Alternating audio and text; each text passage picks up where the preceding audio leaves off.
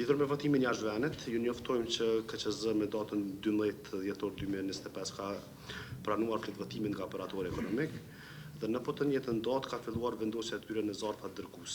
Ky proces ka përfunduar me datën 13 dhjetor 2025. Dhe të gjitha zarfet që janë përpunu janë dërguar në hapësirën qendrore të operatorit ekonomik DHL në përgjithësinë e policisë Kosovës. Me datën 14 dhjetor 2025, 57.829 pakomër të votimi janë nisur ka qendra DHL-it për në aeroportin e Shkupit, ku janë përgatitur pakot me qëllim të nisjes së tyre tutje. Me datën 15 dhjetor 2025, këto pako janë dërguar në Leipzig në Gjermani dhe me datën 16 dhjetor 2025 ka filluar shpërndarja e tyre.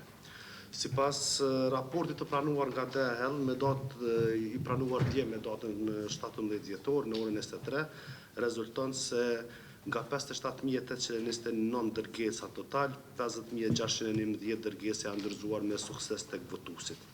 Që shprehur në përqindje përbën 88% të dërgesave të cilat votuesit i kanë pranuar. 90% e dërgesave janë ndërzuar tek votuesit në Evropë, ndërsa 51% tek votuesit jashtë Evropës.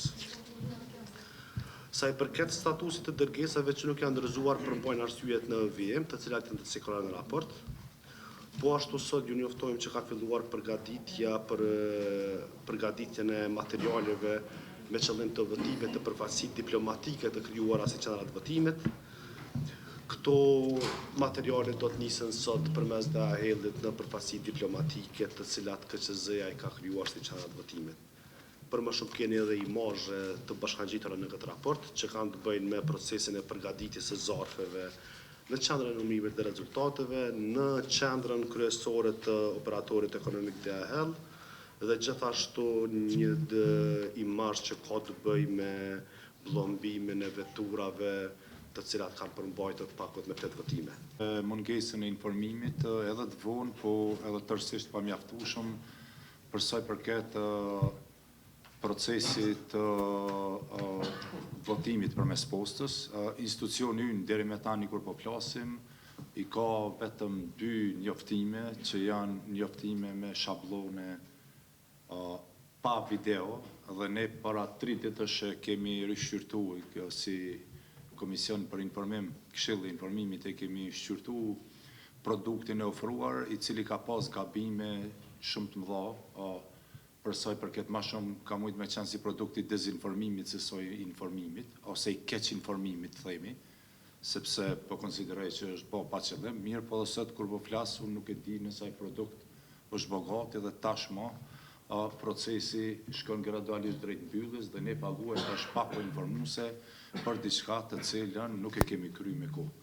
Unë po kërkoj prej sekretariatit, sekretarit në këtë rast të drejtorit, që të ndërmarrë gjitha veprimet e nevojshme dhe të sigurohet që divizioni për informim t'jetë shumë më i përkushtuar jo vetëm në këtë pjesë të informimit, po dhe në pjesë tjera të informimit ku ne kemi marrë vendime si vezam para sot dhe të shmarrëm vendimin që personat mi 80 vjetë kur të regjistrohen për votuar themi nga shtëpia, pra votime nevojat veçanta, të lehtësohet procedura e regjistrimit. Unë nuk e di cili është produkti i informimit që njerëzit e kanë marrë, apo po shërbejmë në anëtarët e KQZ-s dhe kushdo sipas vullnetit lirë, e të mirë ta bëjnë një informim të tillë, por jemi shumë keq radhazi që sa ku në sferën e informimit kryetar dhe mendoj që ka ardhur koha që duhet definitivisht me ndërmarrë veprime në këtë drejtim.